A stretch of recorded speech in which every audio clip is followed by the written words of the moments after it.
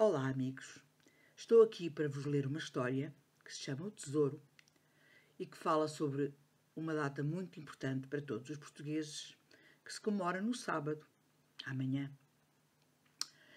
Estão a ver este cravo vermelho que eu tenho aqui no meu cabelo? Pois é, este cravo é o símbolo desse dia, que é o Dia da Liberdade. Mas antes de começar a ler, gostaria de vos dizer que estou com saudades vossas, que estou desejosa que isto tudo acabe, que passe depressa, para que possamos voltar à escola, a terminar todos aqueles projetos que nós tínhamos pensado e que ficaram por terminar. Espero que estejam todos bem e então vou agora começar a ler a história que se chama O Tesouro. Há muitos anos, num país muito distante, vivia um povo infeliz e solitário, vergado sob o peso de uma misteriosa tristeza. O céu era alto e azul, os campos férteis, o mar e os rios cheios de peixes e de vida, as cidades quentes e luminosas. Mas as pessoas que passavam entreolhavam-se com os olhos tristes, caminhando apressadamente, sumindo-se dentro das suas casas. E quando se encontravam, umas com as outras, ou nos cafés, nos empregos, na rua, falavam baixo, como se alguma coisa, um segredo terrível, os amedrontasse.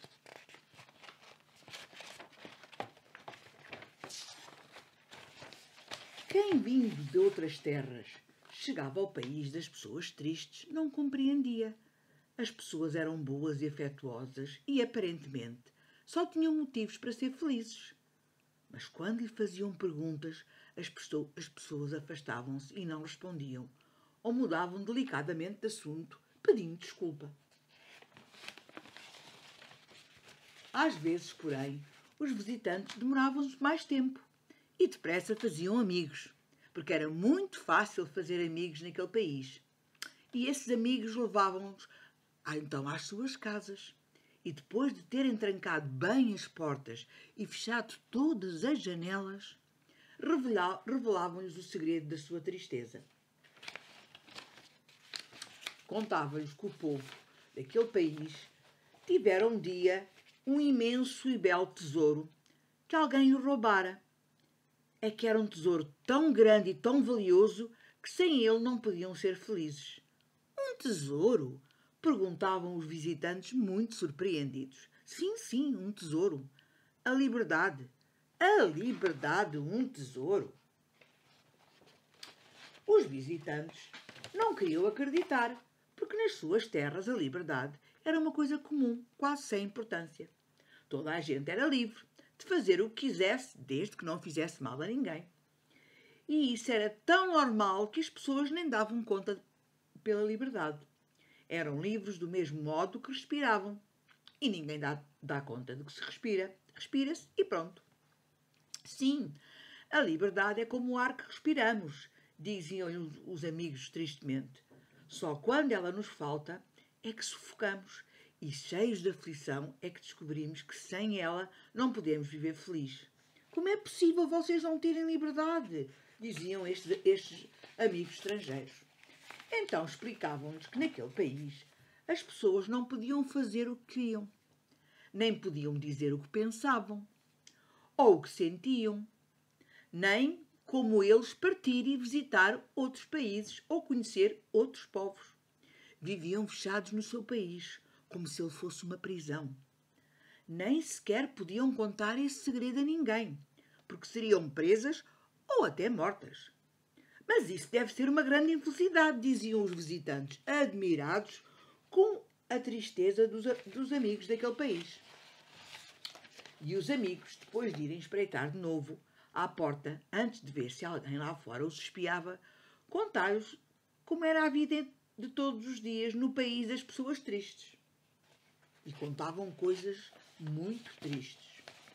Havia polícias por toda a parte, mas não eram polícias bons, que orientavam o trânsito ou que prendiam os ladrões. Não, eram polícias para vigiar as pessoas e impedir que elas falassem entre si. Polícias nas fronteiras, que não as deixavam sair, e polícias até que abriam as suas cartas e ouviam as suas conversas e o que diziam e o que pensavam e que depois as perseguiam. E lhes batiam caso elas não dissessem nem pensassem o que elas queriam que eles dissessem e pensassem. Os meninos do país das pessoas tristes não podiam ouvir as músicas, nem ver os filmes, nem ler os livros, nem as revistas de que gostavam. Só podiam ver os filmes, as músicas, os livros, que não eram proibidos. E nem sequer beber Coca-Cola, porque a Coca-Cola também era, vejam lá, uma coisa proibida. As raparigas e os rapazes não podiam conversar nem conviver uns com os outros e tinham que andar em escolas separadas, as meninas de um lado e os meninos do outro, e brincar em recreios separados por muros ou por grades. As raparigas não podiam vestir calças, nem andar sem meias. Era também proibido. Os rapazes, quando cresciam, eram mandados para horríveis guerras em países longínquos e abrigados. E eram obrigados a matar gente que não conheciam e que nem lhes tinham feito mal nenhum. E muitos deles morriam lá ou regressavam loucos ou doentes. Mas porquê é que vocês não votaram em governantes que acabassem com todas essas coisas más e que vos restituíssem a vossa liberdade e o vosso tesouro? Estranhavam os visitantes. Porque nós também não podemos votar. Não podem votar? Então como é que escolhem os vossos representantes? Os vossos governantes? Mas nós não escolhemos os nossos governantes. Então quem é que escolheu? Ninguém sabe. Quem ouvia estas coisas ficava muito inquieto e subitamente o seu coração enchia-se também de tristeza e de amargura. O sol já não lhes parecia tão quente, nem o céu tão transparente e tão azul. E quando voltava à rua, olhavam também em volta, amedrontados, pensando que podiam estar a ser vigiados e seguidos, e temendo até que alguém pudesse ler os teus pensamentos. E, quando regressavam ao seu país, compreendiam então como é que a sua liberdade era afinal um tesouro tão valioso. E a partir daí passavam a zelar por ele como um bem raro, mais raro do que a sua felicidade, pois era dela que dependia. E ficavam muito tristes lembrando-se das pessoas que viviam no país das pessoas tristes. Até que um dia chegou em que no país das pessoas tristes, as pessoas decidiram reconquistar o tesouro. Os soldados reuniram-se nos quartéis, pegaram nas suas armas para arrancar finalmente o tesouro das mãos dos ladrões. E toda a gente saiu alvoroçada para a rua e acompanhou os soldados cantando e gritando: "Viva a liberdade! Viva a liberdade!" Os corações exultavam-se de alegria e as janelas encheram-se de bandeiras e de cravos vermelhos. Os soldados puseram os cravos vermelhos nas espingardas e as mulheres esqueceram-se do jantar e das limpezas da casa e correram para a rua com os filhos ao colo e os cravos vermelhos ao peito, chorando e rindo, comovidas e confusas. As pessoas que tinham sido expulsas e obrigadas a refugiar-se longe regressaram. As portas nas cadeias abriram-se e os presos voltavam a casa. Os jovens vieram da guerra felizes por estarem de novo rodeados dos seus amigos e abraçar os pais. E os irmãos e os meninos e as meninas puderam, pela primeira vez, dar as mãos e brincar juntos, olharem-se, caminhando lado a lado, sem medo de acusações ou de castigos. Todo o país se transformou numa grande festa, ruidosa e transbordante, e as pessoas deixaram sair livremente do coração todas as palavras e todos os sentimentos, longamente acumulados durante anos, os anos de infelicidade. Este dia era o dia 25 de Abril, porque foi nesse dia que aquele povo recuperou o tesouro da liberdade. E esse dia passou para chamar-se sempre o Dia da Liberdade. Tudo isto aconteceu há muitos anos.